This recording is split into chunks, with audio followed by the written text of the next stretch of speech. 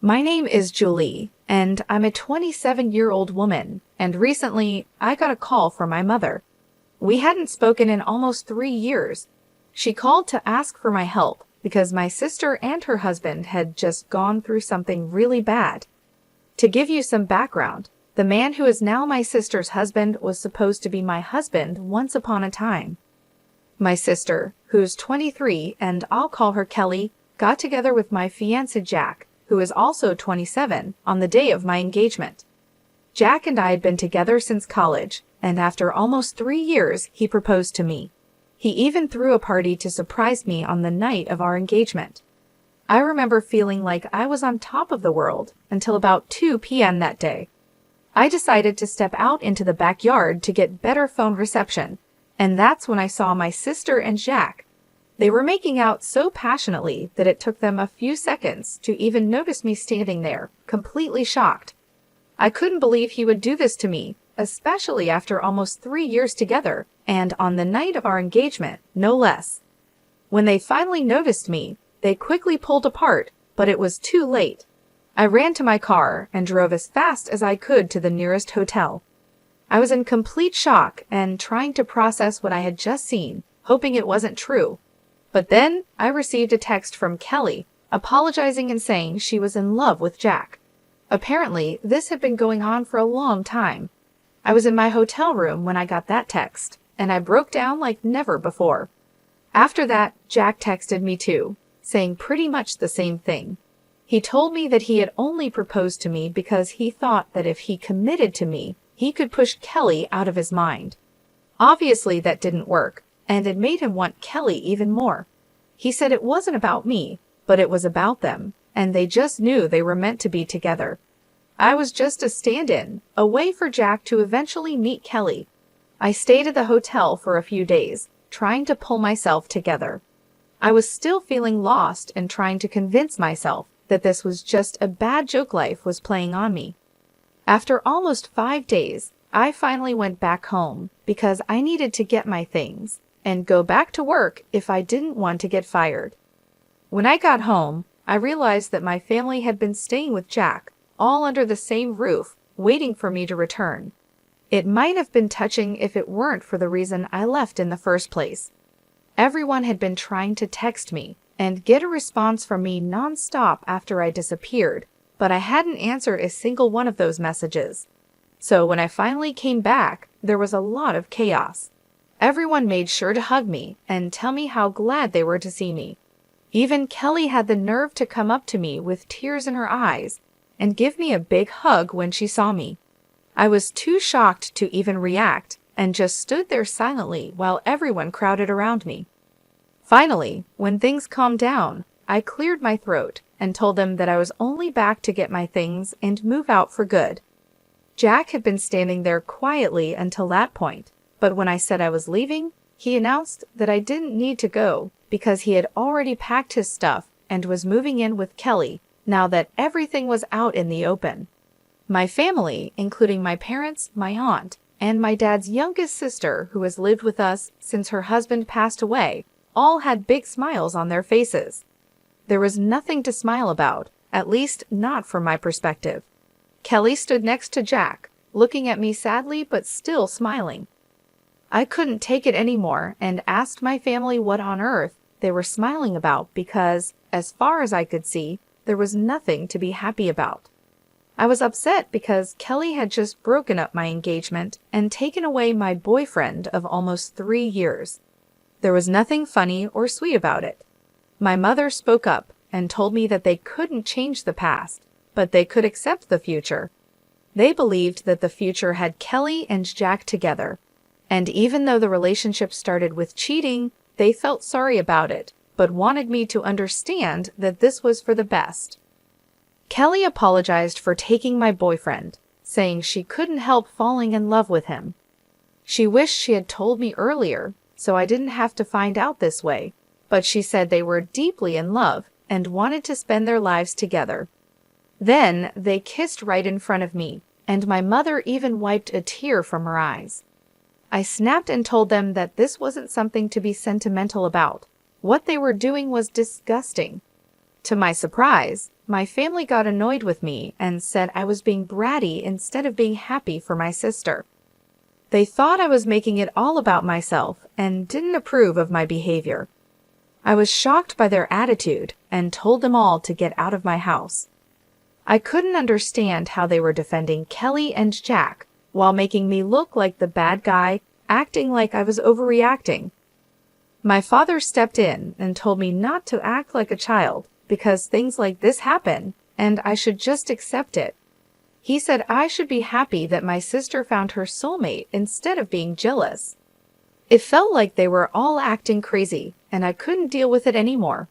So I said screw it, went to my room, packed some of my things, and left again without talking to them or listening to what they had to say, even as they called my name and told me not to go.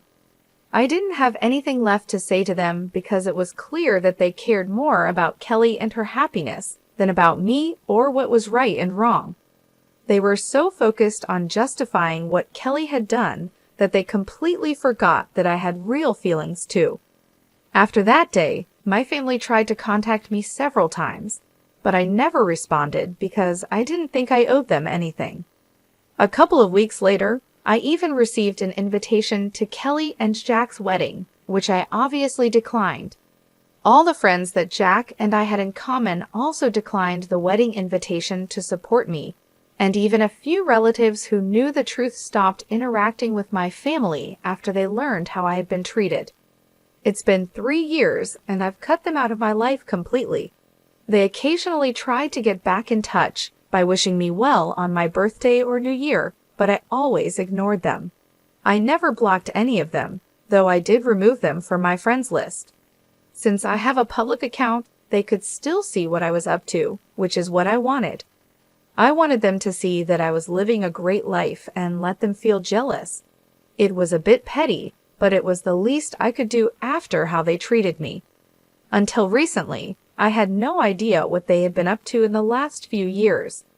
About 5 days ago, my mother called me from a number I didn't recognize. When I answered and realized it was her, I tried to hang up, but she begged me desperately for a chance to talk. She sounded so upset that I agreed to listen for a couple of minutes because I couldn't ignore her completely. She told me that Kelly and Jack had started a business a couple of years ago, but it was failing badly. Their investors were backing out because the business wasn't making any profit. They borrowed more money, but even that didn't help, and now they were deep in debt. Loan sharks were after them, and they were being hounded by everyone from their employees to their investors and the people they had borrowed money from. I lived a comfortable life and could afford to help them out, so my mother turned to me as a last resort, begging me to loan them money to pay off their debts. She wasn't asking for a small amount either. She wanted almost $95,000 to help Kelly and Jack. I asked why Kelly wasn't the one calling me if she needed help, and why she was making our mother speak to me instead. My mother explained that Kelly and Jack didn't even know she was asking me for help because they had told her not to. I guess they all still remembered what happened 3 years ago. Kelly didn't want me to know about their situation and wasn't ready to take help from me, but my mother didn't know anyone else who could give them that much money quickly. A couple of months had already passed, and Kelly and Jack were struggling even to put food on the table. My parents and Jack's family were helping as much as they could, but it wasn't enough.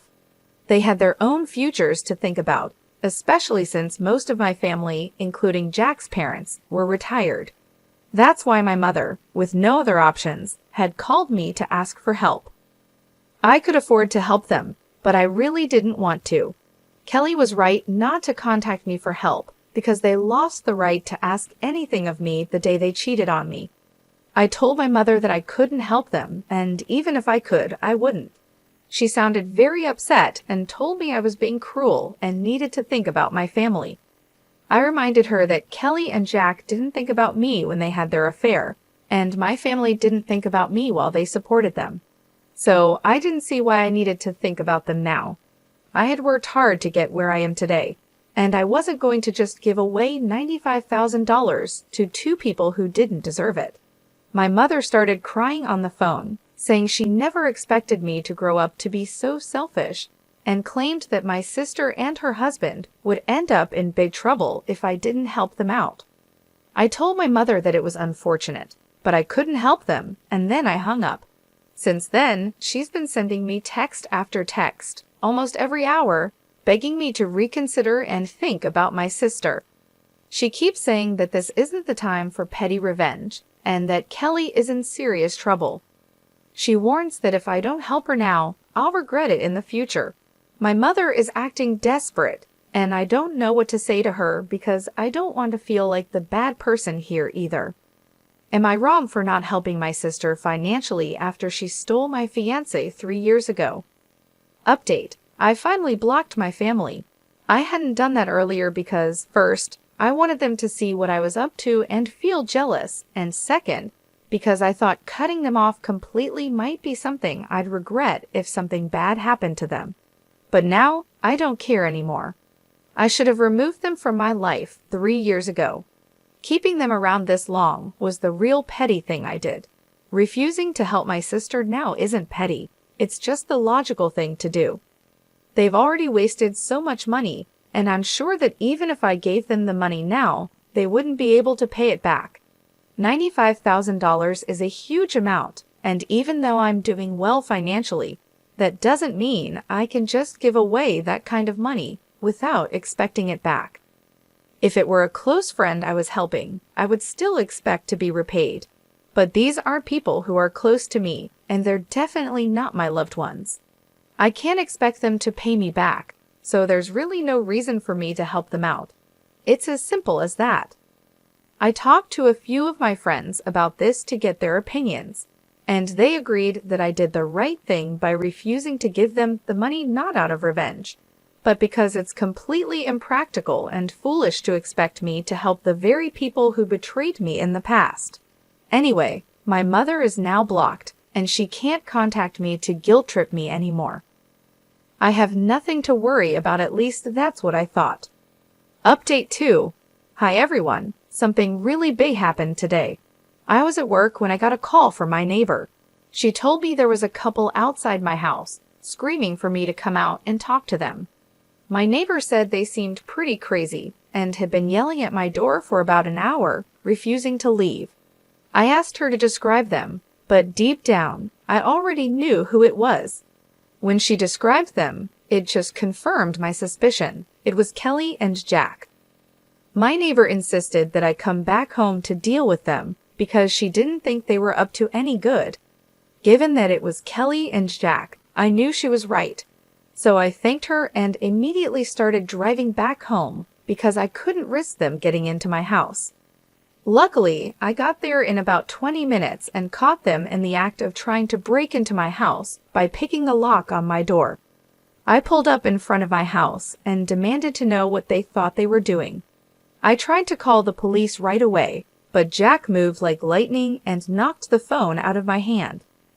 Kelly walked over and said they were just there to talk, and they didn't want anything from me, at least not right now. I told them to make it quick and made it clear that they shouldn't expect me to invite them inside. Whatever they had to say would have to be discussed outside in the yard. They seemed okay with that, which was a relief because I didn't think it would be a good idea to let them inside. They already seemed pretty hostile, and I didn't know what to expect. Kelly started talking and told me that our mother had informed her about the phone call and how I had ignored the texts that followed and even blocked them all. She said that the way I was behaving was very unfair, and that since it had been 3 years, I should really be over it by now. I was accused of being silly and dramatic, just to get attention from my family. Kelly said she felt insulted because I refused to help them, and that's why she was there to talk to me. She mentioned that she had managed to arrange the money for now by selling their house and all their jewelry, but there was a strong chance she might need more in the future. She wanted to know that she could rely on me for help when that time came. I told her flat out that she couldn't and shouldn't count on me at all under any circumstances because I hated her and her husband with a passion. I was so angry that I warned her it was taking all my self-control not to hit her at that moment, so it would be best if they just left. Jack, shockingly, demanded that they wouldn't go anywhere until I signed a document promising to give them money in the future whenever they needed it. I couldn't believe what I was hearing.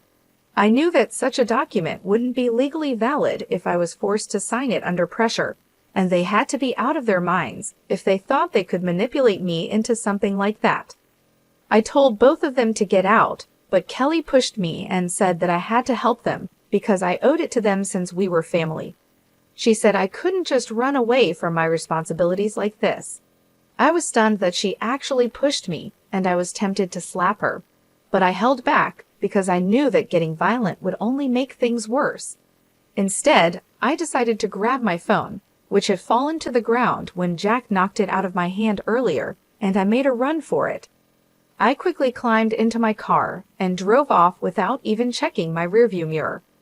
Luckily, I hadn't turned off the engine when I had left the car, so it was still running, and I was able to get a head start on them. They didn't chase after me on foot, which was a relief, but they stayed at my house, which was unfortunate.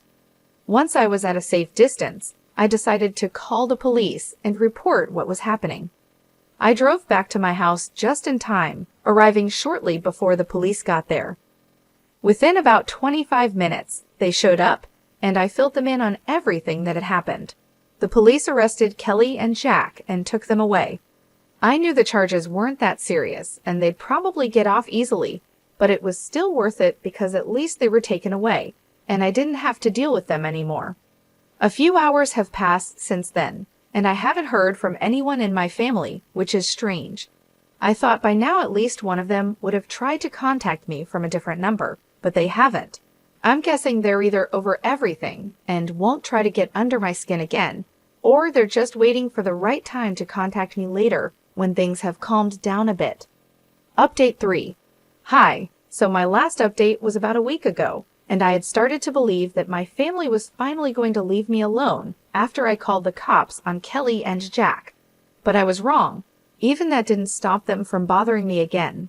This time, it was my parents who showed up at my house, asking if they could talk to me for a moment. This happened yesterday, and they seemed much less arrogant compared to Kelly and Jack, so I decided to let them in. As soon as my mother entered the house, she started crying and apologized for ever taking Kelly's side over mine. My father explained that after they learned Kelly and Jack were arrested because of their behavior, including physically pushing me, they couldn't see them the same way anymore. They had decided to cut them off. My mother kept crying the entire time she was there, while my father continued apologizing for siding with Kelly in the past, when it was actually me who was the victim. I told my parents that while I appreciated them finally coming to their senses, it was too little, too late to make things better.